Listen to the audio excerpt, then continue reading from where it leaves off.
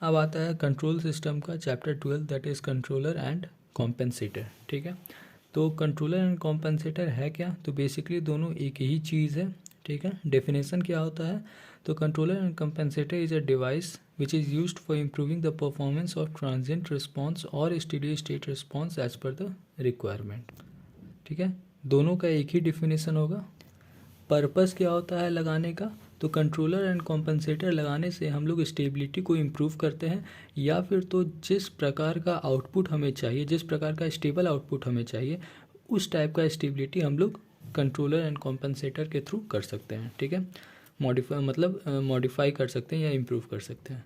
अब बात आता है कि कंट्रोलर लगता कहाँ पे है? तो कंट्रोलर या कंपनसेटर देखो, ये तुम्हारा सबसे पहला बात ये CLTF में लगता है। ठीक है, क्यों? क्योंकि CLTF सिस्टम ही स्टेबल होता है। अगर बात करें ओपन सिस्टम का, तो ओपन सिस्टम स्टेबल होता ही नहीं है। ठीक है, तो उसमें हम लोग नहीं लगा सकते हैं, सिर्फ और सिर्फ CLTF में हम लोग लगाते हैं। ठीक है, तो ये तुम्हारा नॉर्मल CLTF हो गया। और यहीं पे देखो कंट्रोलर एंड कॉम्पनसेटर हम लोग सीरीज़ में लगा दिए। सीरीज़ में लगने से क्या होता है? ये दोनों मल्टीप्लाई होता है, ये दोनों जानते हैं। खैर ये तो बात दूसरा चीज़ था। ठीक है, अब ये देखो, ये इतना तुम्हारा क्या हो गया? OLTF। ठीक है, और इसका कैरेक्टरिस्टिक इक्वेशन क्या होगा? 1+G/GC। ये तुम्हारा कंट्रोलर वाला है। कहने का मतलब क्या हुआ कि CLTF का कैरेक्टरिस्टिक इक्वेशन में तुम्हारा कंट्रोलर का कंट्रीब्यूशन आ गया। अब इसका वैल्यू, इसके अंदर जो तुम वैल्यू दोगे, सिग्नल दोगे, उससे हम लोग किसी भी तरह का स्टेबल आउटपुट जनरेट कर सकते हैं। ठीक है, यही मेन पर्पस होता है कंट्रोलर एंड कॉम्पनसेटर का। तो इसी तरह से हम लोग स्टेबिलिटी इम्प्रूव करते हैं CLTF का। ठीक है, क्योंकि CLTF का जो स्टेबिलिटी है वो हमें कैरेक्टरिस्टिक इक्वेशन से ही पता चलता है। ठीक है, अब उसके बाद नेक्स्ट आता है कंट्रोलर का टाइप्स। ठीक है, तो कॉम्पेंसेटर 4 तरह का होता है और कंट्रोलर इतने 8 तरीके का होता है। ठीक है, दूसरी बात, कुछ कुछ इंपॉर्टेंट पॉइंट है, दैट इज सारा controller and compensator MPS system होता है। नहीं, सारा कॉम्पेंसेटर MPS सिस्टम होता है। MPS मतलब मिनिमम फेज सिस्टम। कहने का मतलब ये एक ऐसा CLTF है जिसका रूट्स और पोल्स और जीरो दोनों ओरिजिन के लेफ्ट हैंड साइड लाई करेंगे, मतलब ऑलवेज स्टेबल। ठीक है, अब आता है इसका टाइप्स। तो पहला होता है lag compensator, lag lead, lead lag. तो लैग कॉम्पेंसेटर क्या होता है?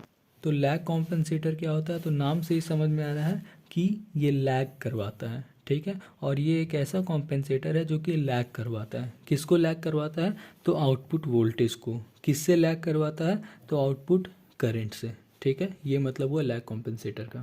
अब देखो, ये जो लैग कॉम्पेंसेटर ये बनाया कैसे जाता है? तो ये बेसिकली सीरीज RC होता है, जिसमें हम लोग आउटपुट तुम्हारा कैपेसिटर के अक्रॉस लेते हैं। ठीक है, तो ये देखो कैपेसिटर तुम्हारा कुछ ऐसे प्लेस होता है। ठीक है, ये इनपुट हो गया, यहाँ से आउटपुट हो गया। तो ये बेसिकली सीरीज RC है, जिसमें आउटपुट हम लोग कैपेसिटर टर्मिनल से ले रहे हैं। ठीक है, यहाँ पे जो सिग्नल आएगा इसको इनपुट बोल देंगे और इसको तुम्हारा आउटपुट हो जाएगा। ठीक है, तो इनपुट जो वोल्टेज आ रहा है, ठीक है, तो इनपुट मान लो वोल्टेज और करंट एक ही फेज में, तो आउटपुट में जब आएगा तो आउटपुट वोल्टेज लैग करने लगेगा, और किससे? करंट से। ठीक है, यही काम होता है लैग कॉम्पेंसेटर का। ठीक है, इसको हम लोग सीरीज RC। अब इसका बिहेवियर अगर देखोगे फ्रीक्वेंसी अकॉर्डिंग, तो ये तुम्हारा लो पास फिल्टर होता है। क्यों? क्योंकि लोअर फ्रीक्वेंसी को ये पास कर देता है, मतलब इनपुट जो वोल्टेज आ रहा है ये लो फ्रीक्वेंसी का होगा तो ये आउटपुट में आ जाएगा, जबकि हाई फ्रीक्वेंसी इनपुट सिग्नल दोगे तो ये ब्लॉक कर देगा। ठीक है, अब इसका ट्रांसफ़र फंक्शन कैसे लिखा जाता है इस सर्किट का? तो सबसे पहले ये टाइम डोमेन में इसको S डोमेन में कर लिए। ठीक है, बस ये चेंज हुआ।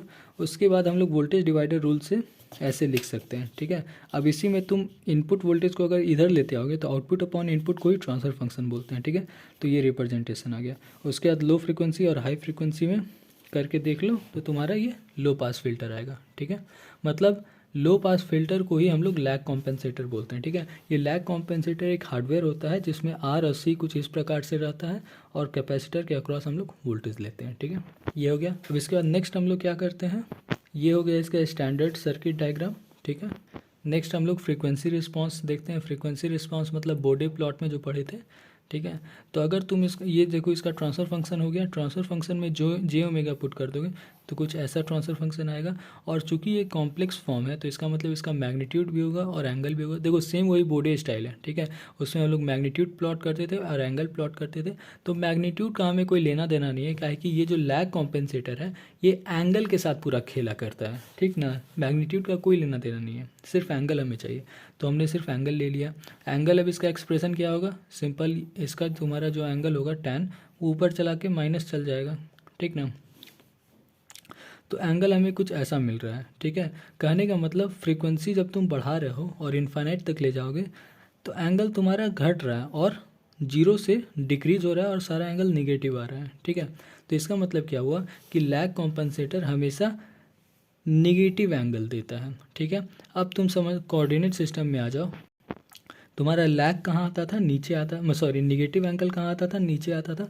और नीचे वाले को क्या बोलते थे, लैगिंग एंगल, क्या कि ऊपर पॉजिटिव और लीडिंग, ठीक है।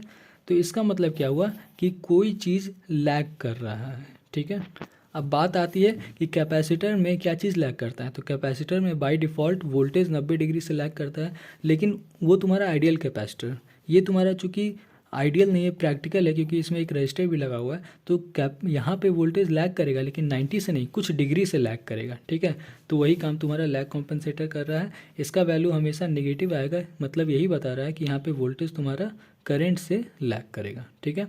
अब करंट से ही क्यों लैग करेगा, क्योंकि भाई दो ही चीज़ तो होता है जो फ्लो करता है, करंट और वोल्टेज, दोनों एक दूसरे से ही लैग या लीड करता है, ठीक है, इसीलिए। अब उसके बाद नेक्स्ट आता है तुम्हारा एक ट्रांसफर फंक्शन का रिप्रेजेंटेशन। मान लो न्यूमरेटर अपॉन डिनोमिनेटर कुछ ऐसा है, मतलब न्यूमरेटर में भी तुम्हारा जीरोस प्रेजेंट है, डिनोमिनेटर में भी पोल्स प्रेजेंट है। अगर ट्रांसफर फंक्शन कुछ ऐसा है तो हम लोग कैसे लैग कॉम्पेंसेटर को स्टडी करेंगे, वो चीज़ है। तो देखो अगर ऐसा है तो इसमें जे ओमेगा पुट करके इसका एंगल का एक्सप्रेशन निकाले, क्योंकि मैग्नीट्यूड से हमें लेना देना है नहीं, हमें सिर्फ एंगल चाहिए। तो एंगल का एक्सप्रेशन निकाल दिए, और चूँकि एंगल निगेटिव आ रहा है तो ये रिलेशन इसमें पुट कर दिए, ठीक है। ये वाला चीज़ को लेस देन जीरो से इक्वेट कर दो, ठीक है। तो कुछ ऐसा मिलेगा। फाइनली हमें ये रिजल्ट मिला P लेस देन जेड। अब ये पोल लेस देन जीरो, कहने का मतलब मैग्नीट्यूड में सोचना, ठीक है। पोल यहाँ पे साइन प्लस है, ठीक है। यहाँ पे साइन तुम कंसिडर नहीं करोगे। देखो तुम्हारा कॉम्पेंसेटर हम लोग क्या बोले कि हमेशा स्टेबल का होता है, तो ये दोनों कहाँ आएगा, लेफ्ट हैंड साइड में, ठीक है। और लेफ्ट हैंड साइड में पोल छोटा है, जीरो बड़ा है। इसका मतलब क्या कि पोल ओरिजिन से नज़दीक है और जीरो ओरिजिन से दूर है, समझे। ये तुम्हारा मैग्नीट्यूड वाइज है, यहाँ पे साइन मत समझना, ठीक है। क्योंकि देखो जब ये पोल यहाँ पे लिखोगे तो इसका क्या वैल्यू क्या आएगा, -p। जैसे मान लो यहाँ पे -2 है, तो -2 यहाँ पे लिखोगे ना, उसका साइन चेंज मत करना, ठीक है। ये मैग्नीट्यूड को दर्शा रहा है, ठीक है, और ये ओरिजिन से दूरी को बता रहा है, ठीक है। तो पोल लेस देन जीरो कहने का मतलब ओरिजिन से पोल नज़दीक है और ओरिजिन से जेड दूर में है, ठीक है। और इसी चीज़ को जब ग्राफ में प्लॉट करोगे तो माइनस साइन के साथ प्लॉट करोगे। क्यों, क्योंकि कॉम्पेंसेटर, सारा कॉम्पेंसेटर तुम्हारा स्टेबल होता है, मतलब उसका poles left hand side, poles और जीरो लेफ्ट हैंड साइड में ही लाई करेगा, ठीक है। ध्यान दो, पोल और जीरो दोनों, काहे कि मिनिमम फेज सिस्टम का डेफिनेशन ही ये होता है कि उसका पोल्स और जीरो, मतलब उसका डेफिनेशन होता है रूट्स उसका लेफ्ट हैंड साइड लाई करता है, ठीक है। और जब ये आ गया तो यहाँ पे डोमिनेंट और इनसिग्निफिकेंट पोल का भी कॉन्सेप्ट अप्लाई होता है। तो तुम्हारा ये क्या हो गया, ये डोमिनेंट हो गया और ये इनसिग्निफिकेंट हो गया। डोमिनेंट इसको क्यों बोलते हैं, क्योंकि इसका कैरेक्टरिस्टिक ही पूरे सिस्टम का ओवरऑल कैरेक्टरिस्टिक डिफाइन करता है, ठीक है। और ये शॉर्ट टाइम के लिए कैरेक्टरिस्टिक होता है, ठीक है। तो ये तुम्हारा डोमिनेंट हो गया। तो डोमिनेंट क्या हुआ, ये तुम्हारा क्या है, पोल। इसका मतलब तुम्हारा लैग कॉम्पेंसेटर में पोल डोमिनेटिंग सिस्टम भी हम लोग इसको बोलते हैं, ठीक है। जो ओरिजिन से नज़दीक होता है वही डोमिनेंट होता है, तो इसको हम लोग लैग कॉम्पेंसेटर को क्या बोलेंगे, पोल डोमिनेटिंग सिस्टम, समझे। ये नाम याद रख लो, क्वेश्चन में ऐसे ही आता है। इसका मतलब मान लो तो कोई एग्जांपल दिया है क्वेश्चन में और पोल जीरो कुछ इस प्रकार है और कहा है कि कौन सा कॉम्पेंसेटर है। तो देखो ये तुम्हारा NMPS है, मतलब नॉन मिनिमम फेज सिस्टम, तो ये कॉम्पेंसेटर है ही नहीं, समझ गए। अब आता है स्टैंडर्ड लैग कॉम्पेंसेटर का सर्किट डायग्राम। कहने का मतलब ये जो सर्किट डायग्राम था ये तो समझने के लिए था, लेकिन प्रैक्टिकली जब हार्डवेयर बनता है तो इस प्रकार से बनता है, ठीक है। यहाँ पे देखो, यहाँ पे 2 रेजिस्टेंस होता है, ये एक कैपेसिटर होता है, ठीक है। इसका इम्पीडेंस Z1, इसका इम्पीडेंस Z2, और जो आउटपुट है तुम्हारा R2 और C के टर्मिनल से लिया जाता है। ठीक है, तो चलो इसका भी हम लोग ट्रांसफ़र फंक्शन निकालते हैं। तो सिंपल वोल्टेज डिवाइडर रूल लगा लो। ठीक है, तो ट्रांसफ़र फंक्शन तुम्हारा ये निकल गया।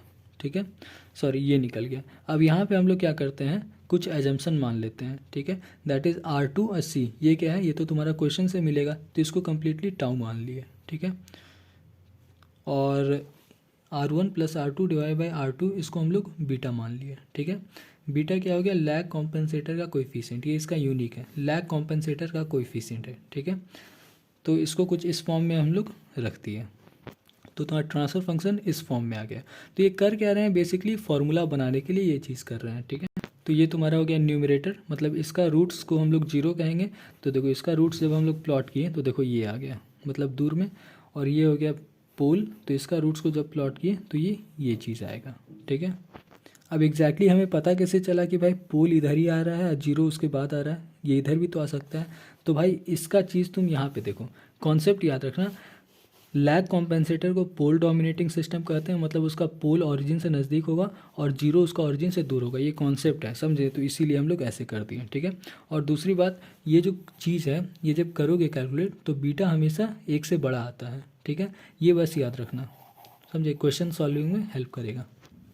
अब फिर से इसका एंगल निकालेंगे। देखो ये जो यहाँ से, मतलब ये जो स्टैंडर्ड वाला है ना, इससे पहले जो किए थे ये तुम्हारा आइडियल कंडीशन था। ठीक ना, ये तुम्हारा समझने के लिए, ये एंगल वगैरह भी आइडियल कंडीशन था। अब यहाँ से स्टार्ट होता है प्रैक्टिकल। ठीक है, तो यहाँ पे प्रैक्टिकल सर्किट कुछ ऐसा होता है।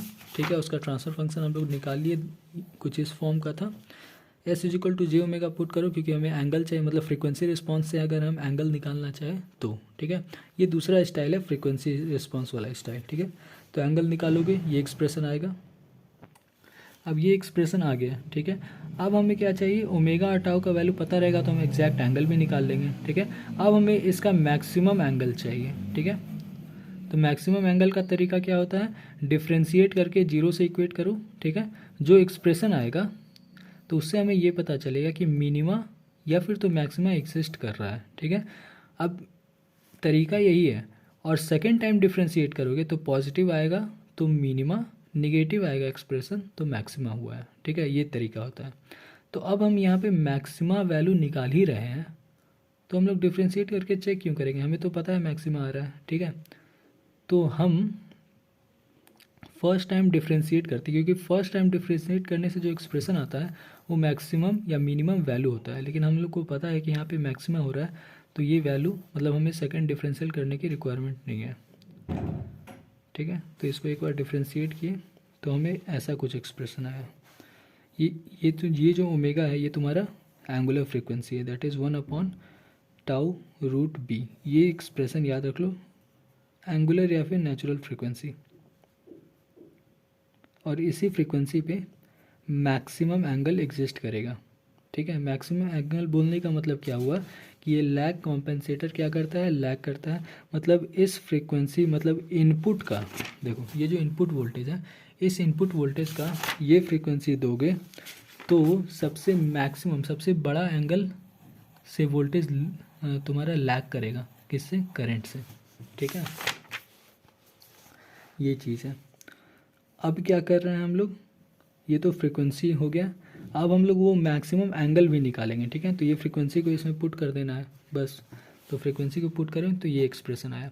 अब ये एक्सप्रेशन देखने में थोड़ा अटपटा लग रहा है, तो इसको मॉडिफाई करते हैं पाइथागोरस थ्योरम लगा के। ठीक है, तो फाइनली हमें ये एंगल आता है, मतलब वो जो मैक्सिमम एंगल था जिससे वोल्टेज लैग करने वाला था, उसका एक्सप्रेशन ये है, sine inverse 1 minus beta divided by 1 plus beta. और बीटा क्या है, बीटा यहाँ पे जो कंसिडर किए थे। ठीक है, ये दोनों रेजिस्टेंस से तुम्हें बीटा मिलेगा। ठीक है,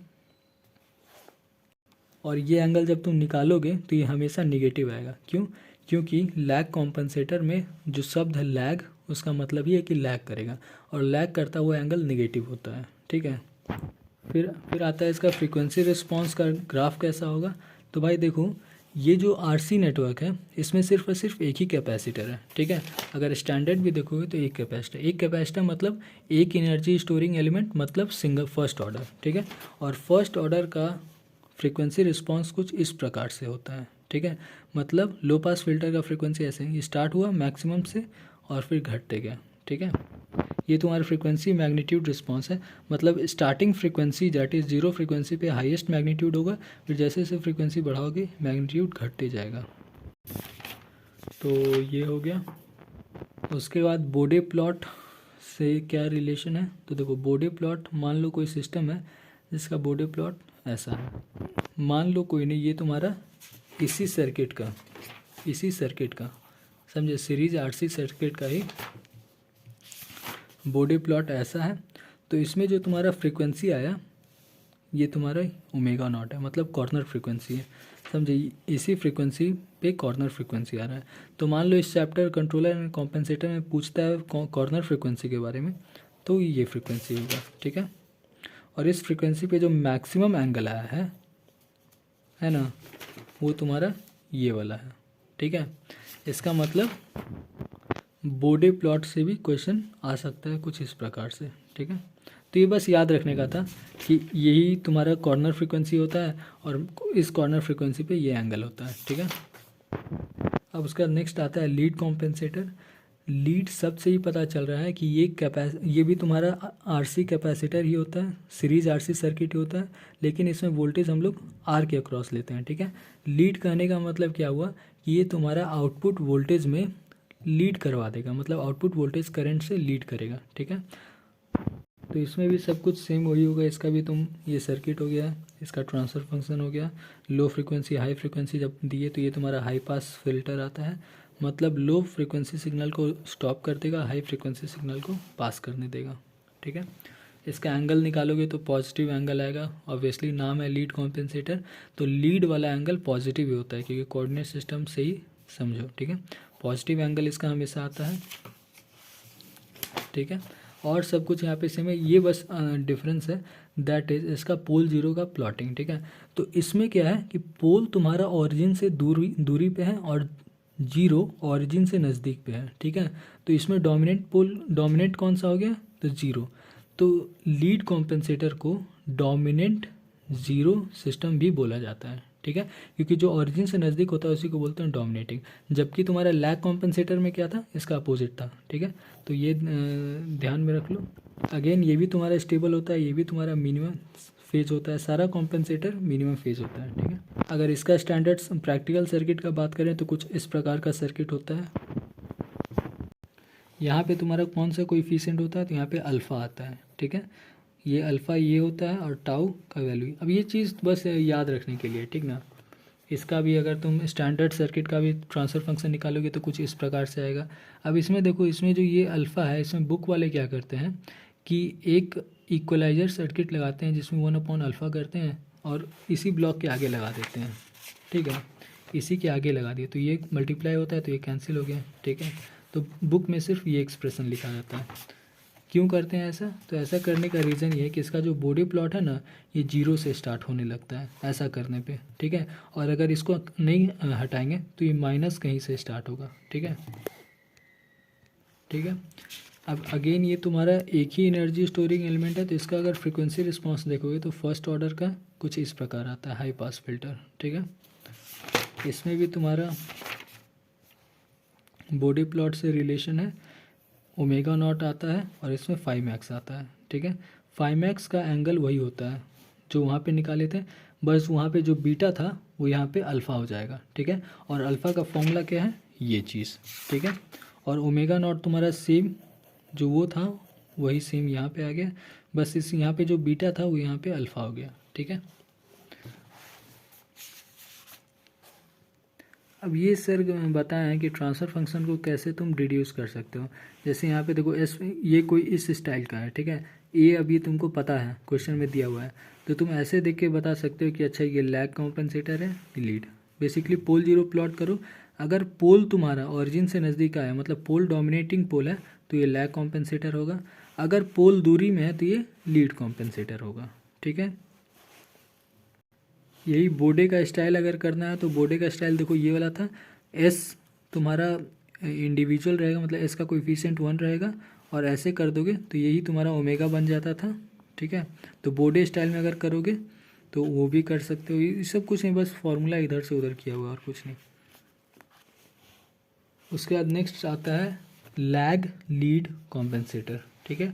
तो इसका सर्किट डायग्राम कुछ ऐसे आता है, ठीक है। अब यहाँ पे देखो बात से समझो, एक वर्ड में एक एनर्जी स्टोरिंग एलिमेंट होता है और इसमें भी एक होता है। तो लैग और लीड है, इसका मतलब यहाँ पे 2 कैपेसिटर होगा, मतलब ये तुम्हारा सेकंड ऑर्डर सिस्टम बन गया है, ठीक है। तो यहाँ पे देख लो 2 कैपेसिटर है, 2 कैपेसिटर मतलब 2 इफेक्टिव एनर्जी स्टोरिंग एलिमेंट, ठीक है। मान लो यहाँ पे सीरीज में एक और रहता तो वो भी 2 ही होता, ठीक है। तो इस अरेंजमेंट से लीडिंग इफेक्ट आता है, इस अरेंजमेंट से लैगिंग इफेक्ट आता है, ठीक है, जो हम लोग अभी पीछे पढ़ चुके हैं। तो ये जो सर्किट है ये तुम्हारा लैगिंग इफेक्ट भी देगा, लीडिंग इफेक्ट भी देगा, ठीक है, लेकिन अलग अलग फ्रिक्वेंसी पे, ठीक है। तो वही चीज़ है, इसका ट्रांसफर फंक्शन निकालो। तो ट्रांसफर फंक्शन देखो कुछ इस प्रकार से आया है, तो डिनोमिनेटर देख के पता लगा लोगे कि ये सेकंड ऑर्डर सिस्टम है, ठीक है। तो यहाँ से तुम ओमेगा एन और जीटा निकाल सकते हो, और इसका जो है कुछ इस प्रकार से रिप्रेजेंटेशन भी बना सकते हो कि ये सेकंड ऑर्डर है तो इसका रूट्स कर दोगे, तो कुछ इस प्रकार से ट्रांसफर फंक्शन का स्टैंडर्ड रिप्रेजेंटेशन बन सकता है, ठीक है। इसका पोल या जीरो अगर प्लॉट करोगे तो ये नहीं, ये होता है, ठीक है। इसमें क्या होता है, इसमें तुम्हारा ऐसे 2 सेट आता है, ठीक है। अब यहाँ पे ध्यान ये देना कि लैग लीड है तो लैग यहाँ पे आएगा, ऑरिजिन से नज़दीक, लीड यहाँ पे, समझे। तो हम लोग लिखते कुछ इस प्रकार से हैं, तो बस ऐसे ध्यान रख दो कि लैग लीड है तो पोल्स लीड लैग में आता है, ठीक है। पहले लीड का पोल बनाना है, पर मतलब पहले लीड का रूट्स बनाना है, फिर लैग का, ठीक है।